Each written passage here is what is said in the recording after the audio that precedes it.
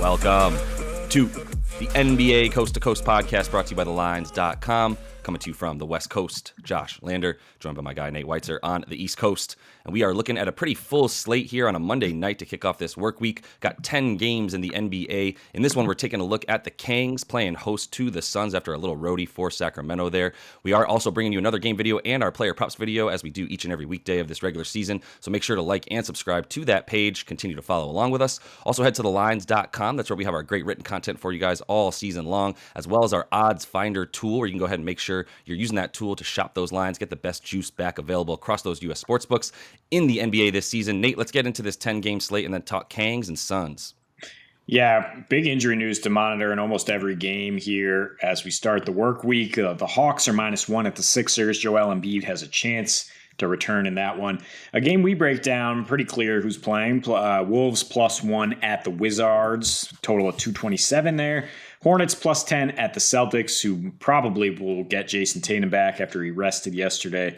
Cavs are +2.5 at Raptors. Pascal Siakam could be eyeing his return there. Magic +10 at the Nets. Thunder +6 at the Pelicans. We'll see if CJ McCollum's back. Rockets are +11 in Denver. Bulls +2 at the reeling Jazz. The Pacers are +3 at the Lakers, who list both LeBron and AD as game time decisions right now. And then we get to our game right here. Suns -1 at the Kings. Total of 232.5, fluctuating a little bit, but understandably high total given the fact that the Suns, the last time they were on the road, played an absolutely insane shootout in Utah. Then they went ahead and won 4 straight at home. Much lower scoring team at home from what we've seen. They have gone over now in 3 of their last 4 roadies, the exception being at Orlando in just an ugly loss right after they lost Chris Paul, basically. I mean, the beauty of betting and this show, Josh, is that we're able to just change gears. We've been riding the Kings for a while now. I mean, we were on them in that Hawks game. They pulled through against the Grizzlies game, but you started to see some things crack at the seams, right, as they almost coughed the game up in the fourth quarter. And then in their next 2 fourth quarters at the Celtics and Hawks, at the end of a long road trip on the East Coast, it's tough, especially for a young team. They were just crushed in those fourth quarters. -15 net rating, offensive rating dropped to 81. Their true shooting percentage was the second worst in the fourth quarter, those last 2, and they somehow lost to Atlanta, which has the worst true shooting in their last 2 fourth quarters. And now you face the Suns team that was historically clutch last year, that isn't quite on par with that, with CP3 out the last couple weeks, but still impressive 122 offensive rating in the fourth recently, and true shooting up at 57%. And the matchup is good for Phoenix, right? Because you have Mikal Bridges to deploy on Fox in his last 3 at Sacramento. Mikal's playing over 40 minutes per game. The team has a 104 defensive rating. They're scoring 117. Phoenix has won all 3 of those games. In the last trip, in particular, held De'Aaron Fox to a 93 offensive rating, 5 assists to 5 turnovers. And he obviously is the engine here for Sacramento, even more so than he was in those last couple meetings when they had Halliburton, right? They have no alternative playmaker. I mean, Sabonis is that, but DeAndre Ayton's also playing very well without Chris Paul. And I think the Suns have an advantage down low there.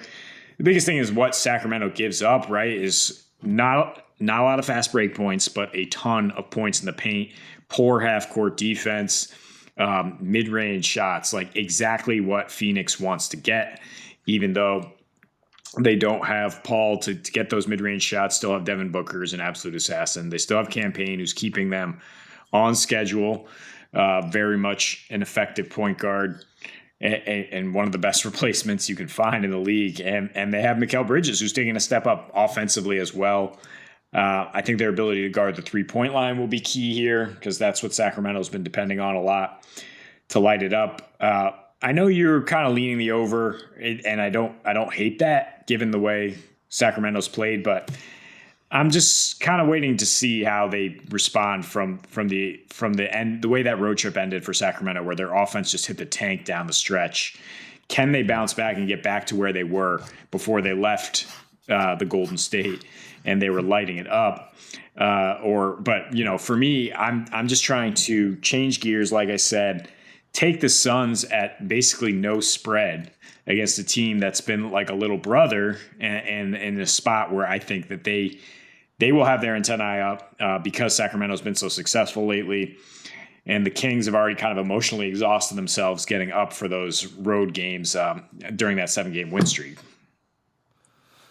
Yeah, I mean, and that's probably what happened. They ran out of juice for sure, as you mentioned. Tough to play in Memphis, where they really expended a ton of energy making sure they didn't lose that game after being up double digits. The Hawks wasn't much of a game. I mean, they were in it for a bit, but the Hawks kind of held them at bay by about double digits for most of that game. And then the C's just put it on them as we kind of all expected, or at least I expected as they were finishing that road trip. Now they haven't played since Friday, and that helps a ton to take those 2 days off for them to come back home and feel refreshed. And I'm not banking on them beating the Suns by any means. I would lean towards the Suns in this particular case as well. It is a pretty stark home road split for the Kings this season, and that's really what I'm banking on when I go into my feelings about the over. You look at the home road splits for them right now, and that's really indicative. Like the recent 3-game road trip and the previous 6 games that they won at home are all very much exactly just the reason that these stats that I'm about to read to you are what they are, right? So it's the last, in the last 2 that after their 7-game win streak, they lose. Everything kind of drops for them a bit, but it's on the road in general. What they've done this season is score 7 less points. Their home road splits in terms of their shooting, they're 52%, 40% from 52% from the field, 40% from 3 at home. That's absurd as a team in general, right? Especially at home through that many games. 45% from the field and 32% from 3 on the road, right? And that's what you just saw happen in those last 2 road games. Their defensive rating at home is actually worse, probably because they're playing a little bit slower at home, and they're also just continuing to just go in terms of their not just the pace, but the freneticism with which they're playing at home is get the ball, get points off of turnovers, get points in transition. But their D rating is 116 at home. Their pace is about 102, which is slightly slower than on the road, but like it's still blistering fast. So they allow the second highest field goal percentage on 2s in general. Phoenix shoots the 6th most field goal attempts from 2, like 4th in terms of their 2-point from mid range. As we know, that's what they do as well, especially when Chris Paul is in there. But Book's been doing plenty of that. They are 10th in opponent 3-point percentage right now, but Phoenix shoots the 8th fewest, so that's not really where they're going to be stopped. However, at home, the Kings allow 41% to their opponents from 3, good for second worst at home specifically. That's pretty much worst on the season wherever you are.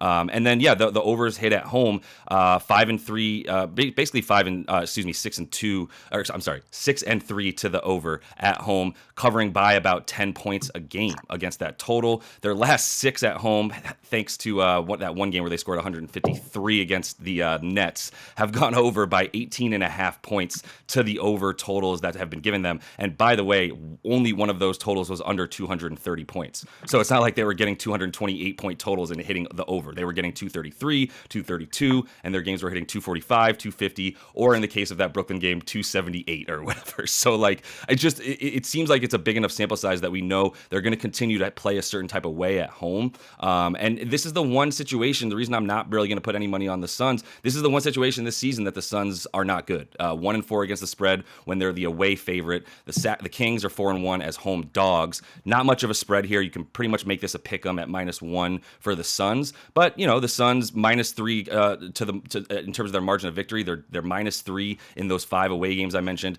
-6 against the spread. So they're failing to cover by 6 points. They're losing by an average of 3. It's a specific situation, 5 games to go on that sample size. I'm not using it to say I'm betting on the Kings. I'm just using it to say I'm not betting on the Suns. And I do feel better about a 233 total, which sounds high for anybody not named the Sacramento Kings at home. I will. I mean, but you're not talking about a spread here. Like anything about the spread, we should just talk about straight up. The Suns are 27-12 straight up and 17-8 with a rest disadvantage. In their last, since last season, the rest advantage numbers are massive. So, I mean, the fact that they are at a 1-day disadvantage here is a bit of a reason for pause. But, I mean, all the talk about the over 2, I would be concerned. Just division games is their lowest percentage of going over. They're 15-5 to the under since last year when they play these division games, but are 14-6 straight up, winning by an average of 6 points per game. That's not often good enough to cover the spread when they are rolling, but it has been lately. Interestingly enough, their last division loss was against Sacramento, but that was in April after they had clinched the entire thing. Played. So, yeah, nobody played. Yeah, I mean, I think that they have more advantages on the defensive side of the ball here. Do the Suns in terms of Torrey Craig playing a lot, in terms of Mikal Bridges? They have switchable guys who can get out there, deny Sac's 3-point shooters. I mean, you have an individual guy who can hang with Fox, which is not usually the case. You also have Ayton who guards Sabonis well. So I think their path to victory is probably an under here. I think if you wanted to go with a correlation play, it would be Suns and under. Maybe if you wanted to go with the Kings here to bounce back with that extra rest, it would be Kings and over. But I personally would, lean towards the Suns, showing that they're, more legit contenders and doing the big brother, little brother thing that we see in the division sometimes, and winning this game somewhere in the 100 to 110 range as they've done in their last few trips to Sacramento. They've scored 117 and still getting those wins. And I think that they do have the ability to do that here tonight.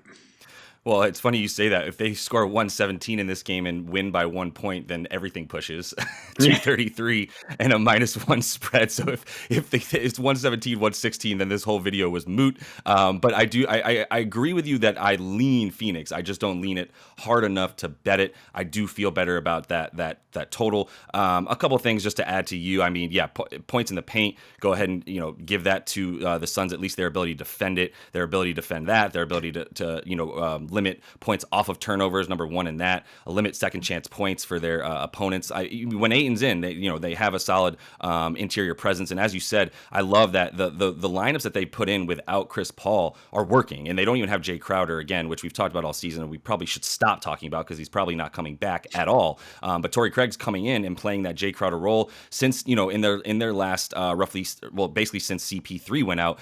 They're starting Booker, Ayton, Payne, Bridges, and Craig. They're getting all the minutes. And their net rating is plus 12 as well in that time frame. 106 defensive rating, playing at 103 pace, and still really playing at that solid defensive rating. Getting a ton of assists, getting a ton of rebounds. So as you mentioned, they're big in pretty much every position except for Campaign at point guard. Everywhere else, they pretty much have a size advantage or strength advantage or both. And so that is a place where Sacramento will continue to struggle. They don't have a bench and they don't have a backup big, and that's a huge problem for Sacramento that they need to fix right now. As that bench for Phoenix has had the second best net rating. Like I just talked about all their starters, but their bench still has had the second best net rating since CP3 went out as well. The Kangs down to about 16th or so when that second unit comes in, and their interior presence just recedes, dissipates, is gone, is the word I'm trying to find, when their second unit comes in. Rashawn Holmes is sort of an afterthought this season after getting a bunch of big minutes last season. So it's a little bit different now for the Kangs, who cannot be depended on to defend down low or score from there, especially when that bench unit comes in and DeMontis isn't in there. So total for me, Suns for Nate, and maybe a little over, but that's how we're looking at this one. And that is all the time we have for you guys. So make sure to like and subscribe to that page. Continue to follow along with us until we see you next. Happy betting.